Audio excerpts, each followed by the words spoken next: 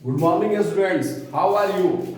I hope you all are fine. So now we discuss our next topic. What official records do not tell. हम लोगों ने अभी तक पढ़ा कि जो सर्वे हो रहा है, जो रिकॉर्ड्स को प्रिजर्व किया जा रहा है, हाँ, कौन कौन से चीजों को प्रिजर्व किया जा रहा है, कौन कौन सा सर्वे किया जा रहा है।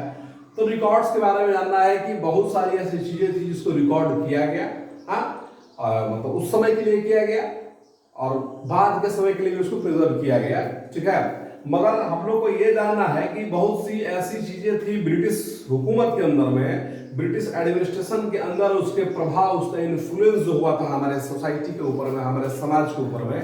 तो बहुत सी ऐसी चीज थी जिसका रिकॉर्ड उनके द्वारा नहीं किया गया, उनके द्वारा किसी प्रकार का ऑफिशियल रिकॉर्ड्स नहीं बनाया गया। तो हम लोग को डिस्कशन वही करना है कि आखिर कौन कौन से ऐसे चीज थे जिसको आपका ब्रिटिशर्स ने ऑफिशियल रिकॉर्ड्स के रूप में नहीं रखा, और उसको नहीं रखा, इन कारणों से नहीं रखा, ये भी हम लोग को देखना होगा। हाँ, इन चीजों को उन्होंने रिकॉर्ड्स के रूप में नहीं रखा।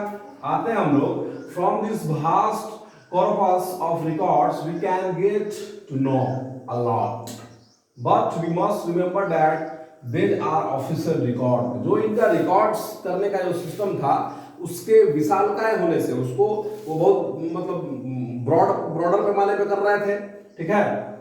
तो उसमें हम लोग को बहुत जानकारी मिलती है। वी नो अबाउट लॉट, हम लोग बहुत ज्यादा जानते हैं। हाँ, we can get to know a lot, but we must remember that there are official record. मतलब हमको ये याद रखना होगा कि बहुत सी जानकारियां हमें उस रिकॉर्ड से मिलती थी, मगर ये सरकारी ऑफिशियल रिकॉर्ड्स थे, ये हम लोग ध्यान रखना होगा। तो उसके क्या, सरकारी ऑफिशियल रिकॉर्ड से भाई तो सबको उसको जानकारी रखना चाहिए था, मगर क्या प्रॉब्लम्स थी। Tell us what official thought. मगर ये जो रिकॉर्ड्स थे, इस रिकॉर्ड से हम लोग मालूम चलता है कि जो ऑफिशियल्स जो अधिकारी थे, जो सिस्टम था, वो क्या सोचता था। What the official thought, what they are interested, और वो किन चीजों में रुचि रखते थे, in and what they wish to preserve for posterity. मतलब कि जो आपका ब्रिटिश ऑफिशियल्स थे वो किस प्रकार सोचते थे, क्या किस चीज में इंटरेस्टेड थे, और वो किस चीज को प्रिजर्व करके रखना चाहते थे ताकि आने वाले समय में इस चीज को देखा जाए या इसके बारे में समझा जाए। तो जरूरी जाहिर सी बात है, ब्रिटिशर्स हमारे के ऊपर मतलब बुरी तरह शासन कर रहे थे, हमारे सोसाइटी को प्रभावित किया था।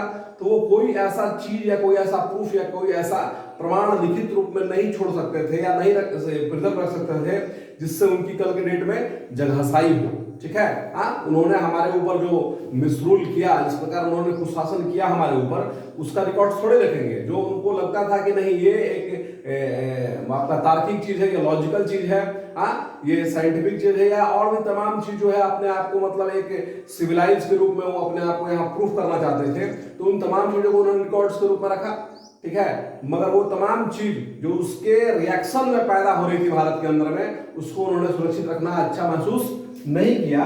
तो आगे देखते हैं कि their records do not always help us understand what other people in the country feel and what lay behind their actions. मगर जो ब्रिटिशर्स के द्वारा रिकॉर्ड्स बना करके रखा गया, उससे यह तो मालूम चलता है कि सरकार क्या करती थी, क्या उनका रुचि था, कौन सा काम कर रही थी और किन चीजों को प्रिजर्व रख सकती थी। मगर इससे यह नहीं मालूम चलता था कि सरकार के अलावे जो यहाँ पे जनता, जो यहाँ पे सिटीजन या जो यहाँ पे पब्लिक और पीपल निवास करते हैं, उनकी मनोदशा क्या है, उनकी फीलिंग क्या है, और वो उस शासन के बारे में क्या सोचते हैं और क्या महसूस करते हैं, इसको बताने का उन्होंने प्रयास नहीं किया था। और साथ ही साथ उनके एक्शंस के बारे में भी यही मालूम चलता है कि अगर किसानों के साथ बदसलूकी हुई, किसानों के साथ अगर उनके ऊपर में ज्यादा टैक्सेस का बर्डन डाला गया या ट्राइबल्स को उनके एरिया से बाहर कर दिया गया, तो उनका क्या एक्शन था, क्या रिएक्शन था, ये भी आपको ऑफिशियल रिकॉर्ड्स में नहीं दिख पा रहा है। देखिए, बट फॉर दैट इंफॉर्मेशन, मगर ये तमाम चीज कौन लिखेगा भाई,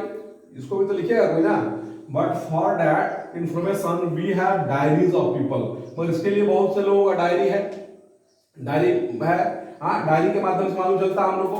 accounts of pilgrims and travellers, बहुत से लोगों को मतलब धार्मिक यात्रा करते थे, कहीं गए एक जगह से दूसरे जगह गए, दक्षिण भारत के लोग उत्तर भारत है, उत्तर भारत में दक्षिण भारत गए, तो वहां जब वो गए तो यात्रा संस्मरण लिखा उन्होंने लिखा कि भाई क्या कंडीशंस है, क्या लोगों के कंडीशंस है, लोगों के क्या इकोनॉमिकल कंडीशंस है, कल्चर में किस प्रकार का मतलब ये लोग का मतलब इंटरफेयर हो रहा है, जो भी चीज है वो उन लोगों के द्वारा लिखा गया।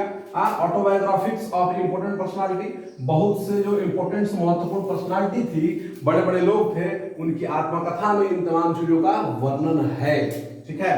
साथ ही साथ and popular booklet that were sold in local बाजार, और बहुत सारी पत्र पत्रिकाएं जो बाजार में बिकती थी उनमें भी उन तमाम चीजों का विवरण मिलता है, उन तमाम चीजों का डिस्क्रिप्शन मिलता है जो आपके ब्रिटिश ऑफिशियल्स के रिकॉर्ड में नहीं है। Okay, so as printing spread newspaper were published and issues were debated in public. मगर अब देख रहे हैं, आपको बताया मैंने किस प्रकार प्रिंट का इन्वेंशन होता है, और प्रिंट के माध्यम से बहुत से पत्र पत्रिकाएं बुकलेट जो है वो छपने लगते हैं, एक से एक भारत के अंदर में विचारक आ जाते हैं और बहुत से फिलॉसफी से वो मतलब प्रभावित होते हैं और अपने व्यूज अपने विचार को रखने लगते हैं, बहुत से रिफॉर्म्स होने लगते हैं, और ये तमाम चीजों को किस माध्यम से पब्लिक तक पहुंचाया जाता है, ये आपका न्यूज़पेपर के माध्यम से पहुंचता है। Leaders and poets and novelist wrote to express their feelings, और जो लीडर्स थे, नेता थे, जो हमारे स्वतंत्रता संग्राम में लड़ने वाले लीडर्स थे, पोएट्स जो थे, कवि थे, और जो उपन्यासकार नॉवेलिस्ट थे, उनके द्वारा अपनी व्यू को, अपने भावनाओं को एक्सप्रेस किया जाने लगा, क्योंकि वो लोग पढ़े लिखे लोग थे, तो अपनी बातों को वो लोग पत्र पत्रिकाओं के माध्यम से, अपने ऑटोबायोग्राफी के माध्यम से वो लोग लिखते थे, और लिखने के बाद वही तमाम चीज जो सोर्स के रूप में हमारे पास सुरक्षित है। तो मगर समस्या यह थी कि जो मेजोरिटी पब्लिक थी, जो बहुसंख्यक पब्लिक थी, वो तो साक्षर नहीं थी, वो इलिटरेट थी। तो जो मान लीजिए पीजेंट्स था, जैसे इलिटरेट में आपका पीजेंट्स हो गया, ट्राइबल्स है, वर्कर इन द माइंस है, getting to know their lives in more difficulties, मगर इन लोगों के जीवन के बारे में जानना बहुत मुश्किल था। मतलब भारत की जो आवाम जनता जो थी, जिसकी संख्या ज्यादा थी, उनकी जीवन दशा क्या थी, उनकी मनोदशा क्या थी, ये जानना हमारे लिए बेहद मुश्किल सा काम था, क्योंकि वो लिख पढ़ नहीं सकता था, इसलिए अपने विचारों को, अपनी भावनाओं को नहीं लिख पाता था। So no fit for human, देखिए आप उसमें दिया है, आपका टेक्स्ट में दिया हुआ है कि एक जगह आपका आंदोलन हो रहा है, 2000 पुलिसकर्मी है, 2000 पुलिसमैन है दिल्ली के अंदर में, और they refuse to take their food, और वो अपना भोजन जो है लेने में रिफ्यूज करते हैं, वो नहीं चाहते कि भोजन मिले, क्योंकि वहां पे खाना जो है अच्छा नहीं मिलता है। तो इन तमाम चीजों को आपका ये भी एक घटनाएं घटी, ठीक है, मगर इसको कोई सरकारी ऑफिशियल में दर्ज नहीं किया गया। तो सीधा तौर पे एक सेंटेंस में मैं कहना चाहता हूं कि जो चीजें उनकी लगती थी कि उनको प्रिजर्व रखना है, उसको उन्होंने रखा, और जो हमारे ऊपर शासन कर रहे थे, उनके विरुद्ध जो आंदोलन चल रहा था, यहाँ के लोगों के ऊपर वो जो जुल्म कर रहे थे, उसका कोई ऑफिशियल रिकॉर्ड उनके पास नहीं था, और था भी तो बहुत मिनिमाइज करके होगा, ठीक है। हाँ, तो इसी के साथ ये जो टॉपिक हमारा है, टॉपिक के साथ साथ ये लेसन भी हमारा पूरा फिनिश होता है। ओके, ये लेसन हम लोगों ने तमाम वीडियोस के माध्यम से पढ़ लिया है। आप इसको बिल्कुल देखिए और समझिए, और कोई प्रॉब्लम होता है तो मुझसे आप पूछिए, मैं आपको उसका आंसर दूंगा। तब तक के लिए थैंक यू।